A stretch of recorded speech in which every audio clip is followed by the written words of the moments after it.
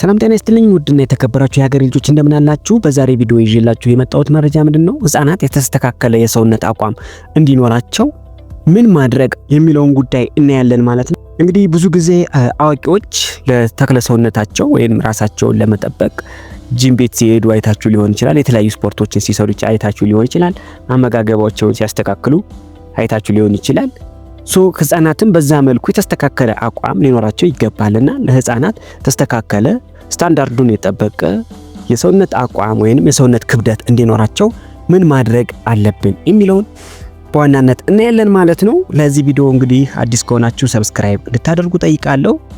ከዛ በመቀጠል ደግሞ ላይክ እና ሼር በማድረግ ለተለያዩ ለብዙ እናቶች እንዲደርስ እናንተ ደግሞ ትብብራችሁ እንድታደርጉ ጠይቃለሁ ማለት ነው። እንግዲህ ህፃናት የተስተካከለ የሰውነት አቋም እንዲኖራቸው ከሚያደርጉ ዋነኛው እና ወሳኙ ጉዳይ አንዱ የአመጋገብ ስርዓት ነው። የአመጋገብ ስርዓት ጥሩ የሚባለው እንዴት ነው ስንል አንድ የምግብ ገበታ በውስጡ መያዝ ያለበት ምን ጉዳዮችን ነው የሚለው ያካትታል ማለት ነው። ስለዚህ ህፃናትን ስንመግብ የምንመግባቸው ምግቦች ምንን ማካተት አለበት የሚለውን እናያለን ማለት ነው። ህፃናትን እንግዲህ ስንመግብ ማድረግ ያለብን ነገሮች በዋናነት ማንም የማይተካው የእናት ወተት ነው። የእናት ወተት እንግዲህ እስከ 2 ዓመት ድረስ አንድ ህፃን ቢጠባ ይመከራል። ስለዚህ ምግብ ጀምሯል ብለን የእናት ጡት ወተትን በፍጹም ማቋረጥ የለብንም ማለት ነው። ከዛ በተጨማሪ እንግዲህ ወደ ምግብ ስንሄድ አንድ ምግብ የጀመረ ህፃን በቀን ውስጥ እንደ ፕሮቲን፣ ካርቦሃይድሬት፣ ስብ ወይንም ቅባት፣ ቫይታሚን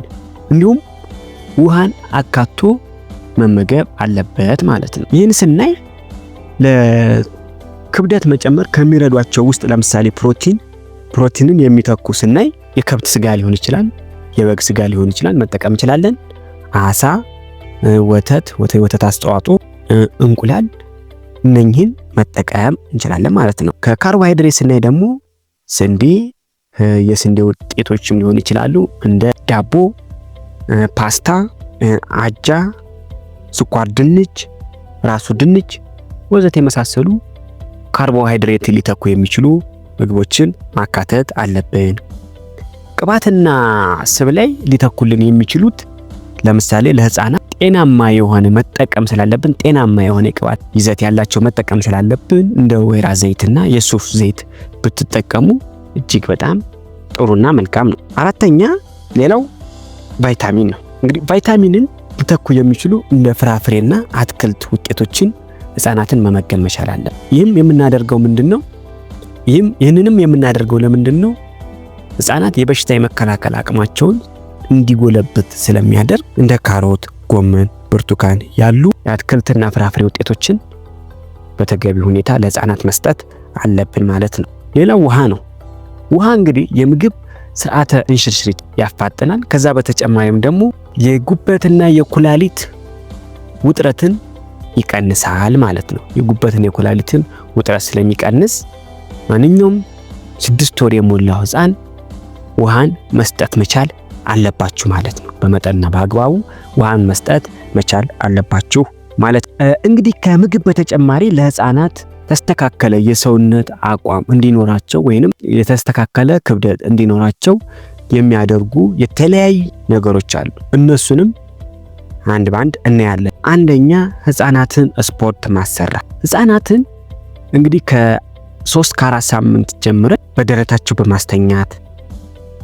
በማስተኛት ለተወሰነ ሰከንድ ማቆየት፣ ከዛ ማንሳት፣ ከዛ እድሜያቸው ወይንም ወራቸው እየጨመረ ሲሄድ ቴሚታይሙን ጊዜ ከፍ በማድረግ እንደዚህ አይኑ ነገሮችን ማለማመድ፣ እግራቸውን አጠፍ ዘርጋ ማድረግ፣ እጃቸውን እንዲያንቀሳቅሱ ማድረግ፣ የተለያዩ ቀላል የሚባሉ እንቅስቃሴዎችን እንዲሰሩ ማድረግ አለብን ማለት ነው። ሁለተኛ በቀን ከ5 እስከ 6 ጊዜ መመገብ እንዲችሉ ማድረግ።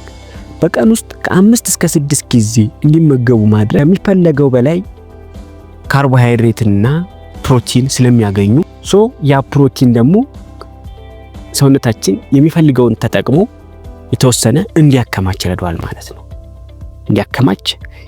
ማለት ነው።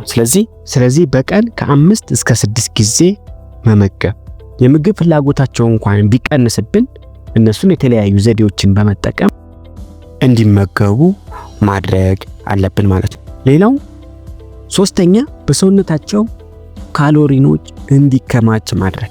በሰውነታቸው ካሎሪ እንዲከማች የምናደርገው ቅድም ባልኳችሁ መሰረት ከ5 እስከ 6 ጊዜ ስንመግባቸው ከፍተኛ የሆነ ካሎሪን በውስጣቸው ያላቸው ምግቦችን አብረን ማካተት አለብን ማለት ነው። እነሱም ምን ናቸው? እንደ ስጋና እንቁላል፣ ቺዝ የመሳሰሉት በውስጣቸው ከፍተኛ የሆነ ካሎሪን ስላላቸው እነኚህን ምግቦች ማካተት። አራተኛ በፕሮቲን የበለጸጉ ምግቦችን ማዘውተር። ይህንንም ስናደርግ ነው ስለዚህ በውስጣቸው የሚከማቸው የካሎሪን መጠን ይጨምራል ማለት ነው። በዚህ አንፃር የልጆችን የክብደት መጠን መጨመር እንችላለን ማለት ነው። ሌላውና ዋነኛው በቂ እንቅልፍ እንዲያገኙ ህፃናት እጅግ በጣም በቂ የሆነ እንቅልፍ ማግኘት መቻል አለባቸው። እድገት የሚከናወነው በእንቅልፍ ውስጥ። ነገር ግን ተኝተን ስንነሳ ሰውነታችን ራሱን አፕዴት ያደርጋል ማለት ነው። እናም ህፃናት እድገታቸው እንዲፋጠን ቶሎና በቂ እንቅልፍ እንዲያገኙ ማድረግ መቻል አለብን ማለት ነው። በስድስተኛ ላይ የምናገኘው ደስተኛና ምቾት እንዲሰማቸው ማድረግ። ለህፃናት የተለያዩ እንክብካቤዎችን ፍቅር መስጠት፣ በቅርበት ማጫወት። ይህ ተግባር እጅግ በጣም የሆነ ጠቀሜታ በዓለም አቀፍ ጥናት እንደተረጋገጠው ከቤተሰቦቻቸው ጋር በደስታ የሚያሳልፉ ህፃናቶች የዳበረ የአእምሮ አካል እና ጥሩ የተገነባ ስብዕና እንዲኖራቸው ያደርጋል። ህፃናት ምቾት እንዲሰማቸውና ደስተኛ እንዲሆኑ ስናደርግ አንደኛ በራስ መተማመናቸው ይጨምራል።